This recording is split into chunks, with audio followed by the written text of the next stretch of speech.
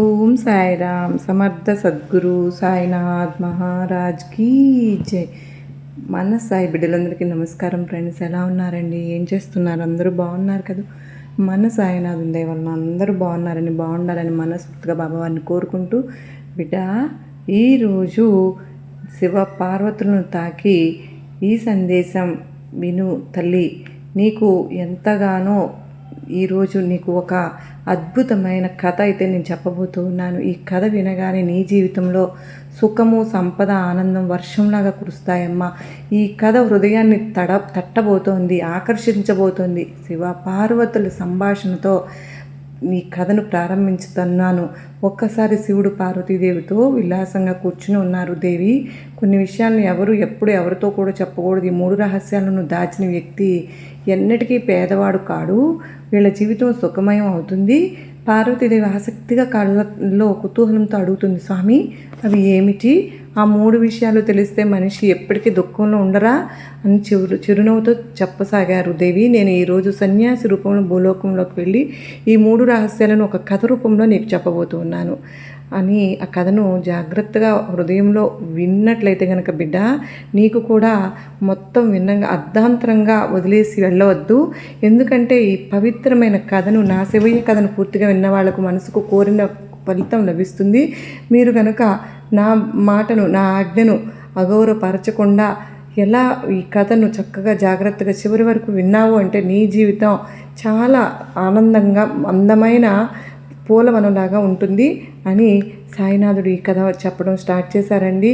ఒక పురాతనమైన ఒక అందమైన ఊరిలో సుందరి అనే సంపన్న వ్యాపారి ఉండేవారు. అతని ఇంట్లో ఏ లోటు లేదు. గోదావరి ఒడ్డున ఉన్న ఈ ఊరు ఎంతో సందడిగా సంపదతో నిండి ఉండేది.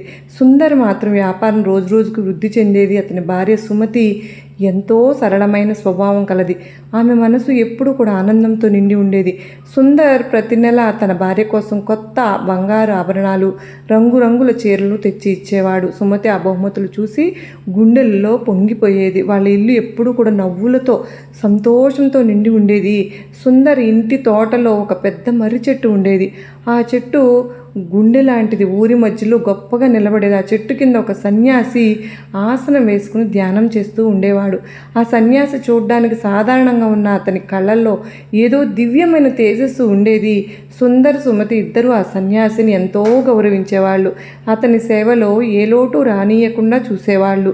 ఆ సన్యాసి చాలా సంవత్సరాలుగా ఆ చెట్టు కిందే ఉంటూ ఉన్నాడు. సుందర్ ప్రతిరోజు అతనికి ఇంట్లో వండిన రుచికరమైన భోజనం పంపేవాడు. సన్యాసి కూడా వాళ్ళ పట్ల ఎంతో ప్రేమ చూపేవాడు. నిజానికి ఆ సన్యాసి శివుడే, అతనికి ఏ లోటు లేదు. కానీ సుందర్ సుమతి సేవలో ఆనందించేవాడు. కానీ సుమతి స్వభావం కొంచెం వేరుగా ఉండేది. ఇంట్లో జరిగే చిన్న విషయాన్ని కూడా బయట వాళ్ళతో చెప్తూ ఉండేది. ఆమెకు ఏది దాచటం అనేది రాదు. ఆమె మనసు అంత స్వచ్ఛమైనదే. కానీ ఏ మాట ఒకరోజు సుమతి తన భర్తతో చెప్తూ, మీ వ్యాపారం ఎలా నడుస్తుంది? అంత సంపాదన ఎలా సాధిస్తున్నారు? నాకు కొంచెం చెప్పండి. సుందర భార్య మాటలు విని ఆమె పట్ల ప్రేమతో ఏమీ దాచకుండా అన్నీ చెప్పేస్తారు. తన భార్యే కదా అని, నేను గోదావరి ఒడ్డు నుంచి ధాన్యం తక్కువకు తీసుకొస్తాను, అవి ఎక్కువ ధరకు అమ్ముతూ ఉంటాను, అలా సంపాదిస్తున్నాను అని సుందర్ చెప్తారు. ఆ మాటలు విన్న తర్వాత ఆ సుమతి తనకు ఆనందంతో అవునా అని పొంగిపోతుంది. తన భర్త ఎంత తెలివైనవాడు అని అనుకుంటుంది. ఈ విషయం ఊరంతా తెలియాలని ఆమె మనసులో అనుకుంటుంది. ఆమె ఊళ్ళో అందరితో, పొరుగు వాళ్ళతో, స్నేహితులతో ఈ విషయం చెప్పడం మొదలుపెట్టేసింది. మా ఆయన గోదావరి ఒడ్డున ధాన్యం కొని ఇక్కడ అమ్మి బోలెడు డబ్బు సంపాదిస్తున్నారు అంటూ గొప్పగా చెప్పుకుంటూ ఉండేది. ఆమెకు అది గర్వంగా అనిపించింది. కానీ ఆమె ఈ చిన్న పని వల్ల ఎంతో ఇబ్బందులు పడుతుందని తెలియదు. ఊళ్ళో ఆ వార్త పాకింది. సుందర్ ధనం ఎలా సంపాదిస్తున్నాడో తెలిసిన వాళ్ళు కూడా ఆ ధాన్యం వ్యాపారంలోకి దిగేశారు. ఇంతకుముందు సుందర్ తక్కువ ధరకు కొని ధాన్యం ఇప్పుడు ఎక్కువ ధరకు అమ్ముడవడం మొదలైంది. సుందర్ వ్యాపారం కొంచెంగా కుంటుపడసాగింది. లాభం కూడా తగ్గిపోతూ ఉంటుంది, ఖర్చులు పెరిగిపోతాయి. కొన్నాళ్లకు సుందర్ సంపద కరిగిపోతుంది. అతను బేదరికంలోకి వెళ్ళిపోతాడు. అతని గుండె బరువెక్కుతుంది. ఆ బాధలో అతను ఒంటరిగా తోటలోని మర్రి చెట్టు కింద కూర్చున్నాడు. ఒకరోజు సుందర్ ఆ తోటలో బాధతో కూర్చుని ఉండగా ఆ సన్యాసి శివుడు అక్కడికి వచ్చారు. సుందర్ ముఖంలో దిగులు చూసి సన్యాసి దయతో అడిగాడు, సుందర్, ఏమైంది?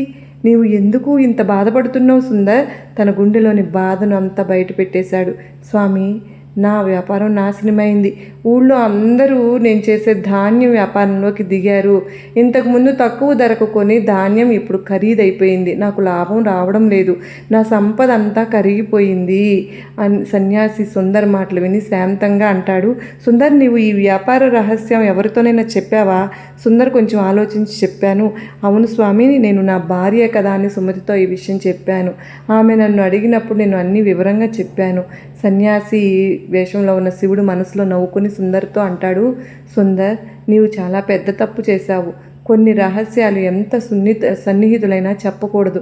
నీకు ఒక కథ చెప్పి ఈ 3 విషయాలు ఎందుకు రహస్యంగా ఉంచాలో వివరిస్తాను. ఈ కథ విని నువ్వు నీ తప్పు తెలుసుకో. సన్యాసి కథ మొదలుపెట్టాడు. సుందర్ చాలా సంవత్సరాల క్రితం ఒక ఊరిలో రాము అనే పేదవాడు ఉండేవాడు. అతని జీవితం ఎంతో కష్టాలతో నిండి ఉండేది. అతనికి భార్య లక్ష్మి, 2 చిన్నపిల్లలు ఉండేవారు. కానీ అతని ఇంట్లో తినడానికి తిండి కూడా సరిపోయేది కాదు. ఒక్కోసారి సాయంత్రం తిన్నా ఉదయానికి ఏమీ ఉండేది కాదు.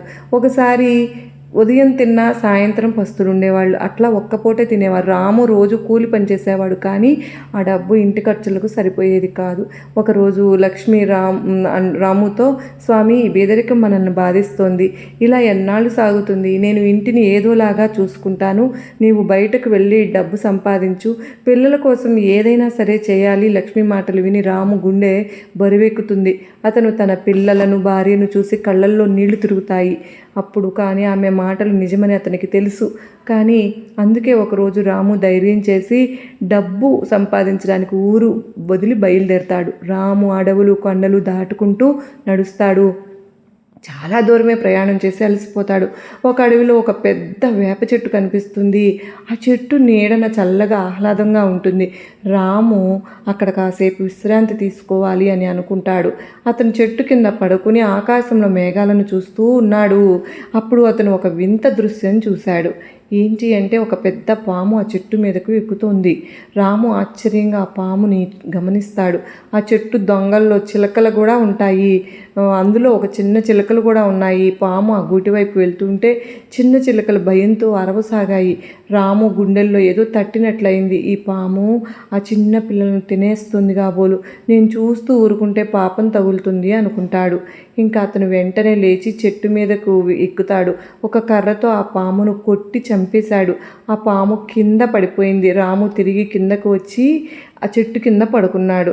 అతన్ని చూసి మనసులో ఎంతో కృతజ్ఞత చెందుతాయి ఆ చిలకలు. కొంతసేపటికి చిలకల తల్లిదండ్రులు గూటికి వచ్చాయి. వాళ్ళ పిల్లలు సంతోషంగా ఉన్నాయి. చూసి ఏమైంది అని అడుగుతారు. చిన్న చిలకలు అన్నీ చెప్తాయి. ఈ మనిషి మనల్ని రక్షించాడు. ఒక పెద్ద పాము మమ్మల్ని తినడానికి వచ్చింది, కానీ ఇతను దాన్ని చంపి మమ్మల్ని కాపాడాడు అన్నాయి చిలకలు. రాము దగ్గరకు వచ్చాయి. ఓ మనిషి, నీవు మా పిల్లలను కాపాడావు. నీవు ఎవరు? ఎక్కడికి వెళ్తున్నావు? రాము తన కథ చెప్పాడు. నేను ఒక బీదవాణిని. మా ఇంట్లో తినడానికి తిండి లేదు. అందుకే డబ్బు సంపాదించడానికి బయటికి వచ్చాను. ఈ చెట్టు నీడలో విశ్రాంతి తీసుకుంటుంటే ఈ దృశ్యం చూశాను. మీ పిల్లలను కాపాడాలి అనిపించింది అన్నాడు. చిలకలు రాము మాటలు విని ఎంతో సంతోషించుతాయి. అవి ఉన్నాయి. నీవు మా పిల్లలను కాపాడావు. మేము మీకు సహాయం చేస్తాం. మేము రోజు విలువైన ముత్యాలు తింటాము.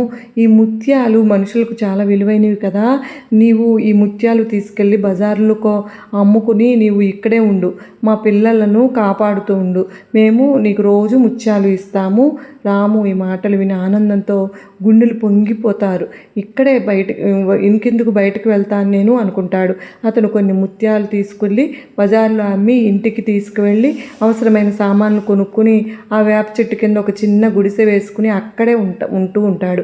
రోజు చిలకల పిల్లలను కాపాడుతూ ఉండేవాడు. చిలకలు ఉదయం ఆహారం కోసం బయటకు వెళ్ళి సాయంత్రం తిరిగి వచ్చేవి. వాళ్ళ పిల్లలు సురక్షితంగా ఉన్నాయా చూసి రాముకు కృతజ్ఞతగా ముత్యాలు ఇస్తూ ఉండేవి. ఇలా 2 నెలలు గడిచాయి. చిలకల పిల్లలు కూడా పెద్దవయ్యాయి. రాముకు తన భార్య పిల్లల జ్ఞాపకం వచ్చారు. ఒకరోజు అతను చిలుకలతో అన్నాడు, నేను నా ఇంటికి వెళ్ళాలనుకుంటున్నాను. నా భార్య పిల్లలు ఎలా ఉన్నారో తెలియదు. చిలుకలు అతని మాటలు విని, రాము, నీవు నీ ఇంటికి వెళ్ళు. మా పిల్లలు ఇప్పుడు సురక్షితంగా ఉన్నాయి. నీకు ఎప్పుడైనా మమ్మల్ని చూడాలనిపిస్తే ఈ చెట్టు దగ్గరకు వస్తే అవి రాము ఒక సంచార ముత్యాలు ఇస్తాయన్నమాట. రాము ఆ ముత్యాలతో ఇంటికి చేరుతాడు. సంచి నిండా ఉన్న ఆ ముత్యాలతో. లక్ష్మి ఆ ముత్యాలు చూసి ఆశ్చర్యపోతుంది. ఎక్కడివి అని అడుగుతుంది. రాము అన్ని వివరంగా చెప్తాడు. నేను 2 నెలలుగా చిలుకలకు సేవ చేశాను. వాళ్ళు నాకు ఈ ముత్యాలు ఇచ్చారు. ఇవి అమ్మితే మనం సుఖంగా బతకవచ్చు అన్నాడు. లక్ష్మి ఆనందంతో కళ్ళల్లో నీళ్ళు తిరుగుతాయి. వాళ్ళు ఆ ముత్యాలు అమ్మి కొత్త ఇల్లు కట్టించుకుంటారు. పిల్లలకు మంచి బట్టలు, ఆహారం బాగుంటుంది. రాము జీవితం ఇక్కడి నుంచి చక్కగా ఉంటుంది. వాళ్ళిద్దరూ చక్కగా హ్యాపీగా జీవితాన్ని గడుపుతూ ఉంటారు. ఇలాగా ఆ చిలకలు ఇచ్చిన సంచితో అప్పుడైనా చూడటానికి రండి అని కూడా ఆ చిలకలు చెప్తాయి కదా. ఇంకా ఆ మాటలు కూడా వాళ్ళిద్దరూ చర్చించుకుని అప్పుడప్పుడు ఆ చిలకలను గుర్తు చేసుకుంటూ అవి మనకు సహాయం చేయమంటే కదా మనం ఇలా హ్యాపీగా ఉన్నాము అని అనుకుంటూ ఉంటారు. చక్కగా వాళ్ళ జీవితం అలా సాగిపోతూ ఉంటుంది. పిల్ల పాపలతోటి వాళ్ళు ఆనందంగా ఉంటూ జీవితాన్ని అనేది గడుపుతూ ఉంటారు. అలాగా కొన్ని రోజులు గడిచిన తరువాత రాము లక్ష్మితో ఇలా అంటాడు, లక్ష్మి, నేను ఈరోజు బట్టలు, ఆహారము సుఖమయమైపోయింది కదా, కానీ ఒకరోజు ఊరు విక్రము ఒక వింత వ్యాధి అనేది సోకుతుంది. ఎంతోమంది వైద్యులు వచ్చి చూశారు, కానీ ఎవరు ఆ రాజును బాగు చేయలేకపోయారు. ఒక వైద్యుడు చెప్తాడు, మహారాజా, చిలుక పిల్లి మాంసం తింటే మీ వ్యాధి తగ్గుతుంది. ఈ మాట విని రాజు ఆదేశం జారీ చేశాడు. ఎవరైనా చిలక పిల్లని తెస్తే వాళ్ళకు బంగారు నాణ్యాలు బహుమతిగా ఇస్తాను. ఈ వార్త ఊరంతా పాకుతుంది. అందరూ చిలకల కోసం వెతకడం మొదలు పెడతారు. ఒకరోజు లక్ష్మి పొరుగు స్త్రీలతో కబుర్లు చెప్పుకుంటూ ఉంటుంది. అప్పుడు రాజు ఆ సందేశం గురించి చర్చ మొదలైపోతుంది. ఒక స్త్రీ అంటుంది, చిలక తేవడం అంత సులభం కాదు. లక్ష్మి ఆ మాటలు విని గర్వంగా, అదేమి పెద్ద విషయం ఏం కాదు, మా ఆయన 2 నెలలు చిలుకల సేవ చేశారు, ఆయనకు చిక్కులు తెచ్చి ఇవ్వడం చిన్న విషయం. ఆమె ఆ మాటలు వాళ్ళ ఊర్లో అందరికీ తెలిసిపోతుంది. చిలకలను ఊరినే తెచ్చిపెట్టగలడు మా ఆయన అని చెప్పి. అది రాజుకి, ఆ సైనికులకి తెలిసి రాముని పట్టుకురమ్మంటారు. అతన్ని నా దగ్గరికి తీసుకురండి అని ఆదేశిస్తారు సైనికులు. రాజుని దగ్గరికి తీసుకువెళ్తారు రాముని. రాజు అంటాడు, రాము, నువ్వు చిలకల సేవ చేశావని విన్నాను. నీవు నాకు ఒక చిలక పిల్లని తెచ్చిపెట్టు, నీకు ముందు బహుమతిగా కూడా ఇస్తాను రాము, ఈ సగం రాజ్యము అని అంటాడు. మహారాజా, నేను వాటి ప్రాణాలు కాపాడాను, వాటిని ఎలా తెచ్చిస్తాను? దయచేసి నన్ను క్షమించండి మహారాజా అంటాడు. రాజు కోపంతో ఊగిపోతాడు. నీవు నాకు ఆదేశం పాటించకపోతే నీ భార్యను, పిల్లలను చంపేస్తాను అంటాడు. అప్పుడు రాము గుండె బద్దలైపోతుంది. అతను ఇంటికి వచ్చి లక్ష్మిని తిడతాడు. నీవు ఈ విషయం ఎందుకు బయటకు చెప్పావు? నీవు చేసిన ఈ తప్పు మనల్ని నాశనం చేస్తోంది అంటాడు. అప్పుడు లక్ష్మి కళ్ళల్లో నీళ్లు తిరుగుతాయి. ఆమె అంటుంది, స్వామి, నాకు తెలియదు స్వామి, కానీ ఇప్పుడు మనం ఏం చేయాలి? నేను రాము బాధతో ఆ వేప చెట్టు దగ్గరకు వెళ్తాడు. చిలకలు అతన్ని చూసి సంతోషిస్తాయి, కానీ రాము ముఖంలో దిగులు చూసి అడుగుతాయి, రాము, ఏమైంది రాము, ఎందుకు అలా ఉన్నావని తన బాధను అప్పుడు చెప్తాడు. చిలకలు విని, చింతించకు, మా పిల్లల్లో ఒకటి నీతో వస్తుంది అంటాయి. ఒక చిన్న చిలుక ముందుకు వచ్చింది. నీవు మిమ్మల్ని కాపాడావు కదా రాము, ఇప్పుడు నీకు సహాయం చేయడం మా వంతు రాము. ఆ చిలుకను తీసుకెళ్ళి రాజుకి ఇచ్చాడు. రాజు ఆ చిలుకను ఒక బోన్లో బంధించాడు. రేపు ఉదయం దీని మాంసం తింటాను అన్నాడు. రాజుకు ఒక కొడుకు ఉన్నాడు. అతని పేరు అర్జున్. అర్జున్కి పక్షులు, జంతువులు అంటే చాలా ఇష్టం. అతను ఆ జంతువులు అంటే చిలుకలను బోన్లో చూసి తన స్నేహితులతో, చాలా అందంగా ఉంది కదా ఈ చిలుక, దీన్ని బోన్లో ఎవరు బంధించారు, ఎందుకు బంధించారు, వీటిని వదిలేద్దాము అని అతను బోనును తెరుస్తాడు. చిలుక ఆకాశంలోకి ఎగిరిపోతుంది. ఈ విషయం రాజుకు తెలుస్తుంది. అతను కోపంగా అర్జున్ని తిడతాడు. నీవు నా ప్రాణాలను పణంగా పెట్టావు, ఇప్పుడు నీవు ఈ రాజ్యంలో ఉండకూడదు అని ఊరి నుంచి తరిమేస్తాడు కొడుకును. అర్జున్ బాధతో ఊరు వదిలి అడవిలోకి వెళ్ళాడు. ఇంతలో ఆ చిలుక తన తల్లిదండ్రుల దగ్గరకు చేరుకుంటుంది. అది చెప్తుంది, చిలుకలు ఉంటాయి. అర్జున్ని చూసి, అర్జున్ నన్ను కాపాడాడు, మనం అతన్ని కాపాడాలి. చిలుక అర్జున్ దగ్గరకు వెళ్తుంది. అర్జున్ దాన్ని చూసి గుర్తుపట్టాడు. అర్జున్, నువ్వు నా కొడుకు అన్నాడు గాంధీ. నువ్వు నన్ను కాపాడావు, ఇప్పుడు నేను నీతో ఉంటాను. అర్జున్ గుండెల్లో కొంచెం ఆనందం అనేది చిగురుస్తుంది. వాళ్ళిద్దరూ కలిసి ఒక కొత్త ఊరికి వెళ్ళారు. అక్కడ ఒక అందమైన తోటలోకి చేరారు. ఆ తోటలో ఊరి రాజు కూతురు సౌందర్య రోజు తన స్నేహితులతో ఆడుకుంటూ ఉండేది. ఒకరోజు సౌందర్య తోటలోకి వచ్చింది. అర్జున్ ఆమె అందాన్ని చూసి మునిగిపోయాడు. అతను ఒక చెట్టు వెనుక దాక్కుంటాడు. చిలుక సౌందర్య చూసి సౌందర్య దగ్గరికి వెళ్ళి సౌందర్య ఆ చిలుకను పట్టుకుని ముగ్ధురాలవుతుంది. ఆమె దాన్ని పట్టుకోవాలని చూస్తుంది, కానీ చిలుక ఎగిరిపోతుంది. అర్జున్ సౌందర్య అందానికి పూర్తిగా ఆకర్షితుడయ్యి అతను చిలుకతో అంటాడు, నాకు ఆమెతో మాట్లాడాలి, దయచేసి సహాయం చెయ్యి అని చెప్పి చిలుక అర్జున్ రుణాలను తీసుకువెళ్ళి సౌందర్య గదిలో పెడుతుంది. ఆమె చీరను తీసుకొచ్చి ఉదయం సౌందర్య ఈ రుమాలను చూసి ఆశ్చర్యపోతుంది. ఆమె గదిలో రాత్రి ఎవరో వచ్చారని అర్థమవుతుంది. ఆమె సైనికులను పిలిచి గట్టిగా కాపలా పెట్టమని చెప్తుంది. మరుసటి రోజు చిలుక మళ్ళీ వచ్చి అర్జున్ రాసిన ఒక లేఖను సౌందర్య గదిలో పెడుతుంది. ఆ లేఖలో ఇలా ఉంది: సౌందర్య, నిన్ను చూసినప్పటి నుంచి నా మనసు నీదే, నీతో పెళ్లి చేసుకోవాలని కోరుకుంటున్నాను. నువ్వు తోటలోకి వస్తే గనక నిన్ను కలుస్తాను అని చెప్పి సౌందర్య లేఖ చదివి తోటలోకి వెళ్ళింది. అక్కడ చిలుక మాత్రమే కనిపిస్తుంది. చిలుక అంటుంది, సౌందర్య, నీవు కలవాలనుకునే వ్యక్తిని నేను చూపిస్తాను, కానీ నీవు అతన్ని బంధించకూడదని మాట ఇవ్వు. సౌందర్య మాట ఇస్తుంది. అప్పుడు చిలుక అర్జున్ని పిలిచింది. అర్జున్ సౌందర్యను చూసి ఆమె అతన్ని చూసి ఇద్దరు ఒకరిపై ఒకరు ఇష్టమైపోతారు. అర్జున్ నా కథ చెప్తాడు. సౌందర్యకు అతని పట్ల సానుభూతి కలుగుతుంది. వాళ్ళు రోజు తోటలో కలుసుకునేవారు. ఒకరోజు సౌందర్య అర్జున్, నా తండ్రి మన పెళ్ళికి ఒప్పుకోవట్లేదు, మనం ఈ ఊరు వదిలి వెళ్ళిపోదాము. వాళ్ళు రాత్రి గుర్రంపై ఎక్కి ఊరు వదిలి వెళ్ళిపోతారు. చాలా దూరం వెళ్ళిన తర్వాత ఒక అడవిలో ఒక గుడిసె వేసుకుని పెళ్లి చేసుకుంటారు. చిలుక కూడా వాళ్ళతోనే ఉంటుంది. వాళ్ళ జీవితం సంతోషంగా సాగుతుంది. కానీ ఒకరోజు వాళ్ళ గుడిసెలో అనుకోకుండా నిప్పు అంటుకుంటుంది. ఆ నిప్పు ఆరిపోయే క్రమంలో చిలుక ఒక రెక్క దెబ్బతింటుంది. అదే అర్జున్తుంది. ఇప్పుడు నీ ఇంటికి వెళ్ళు, నీ తండ్రి కోపం తగ్గే ఉంటుంది, నా రెక్క కోలుకున్నాక నిన్ను కలుస్తాను అని అర్జున్ సౌందర్య తమ ఊరు బయలుదేరుతారు. వాళ్ళు ఒక నది దగ్గరకు చేరుతారు. అక్కడ ఒక ఓడ నడిపేవాడు వాళ్ళు ఓడ ఎక్కుతారు. ఓడ నడి మధ్యలో ఉండగా ఒక ఎలుక ఓడ పైకి ఎక్కుతుంది. ఓడవాడు దాన్ని నీళ్ళలో పడేసేవాడు. అర్జున్ అన్నాడు, ఈ బేద ఎలుకను ఎందుకు ఇబ్బంది పెడుతున్నావు? దీన్ని ఎక్కనియ్యి.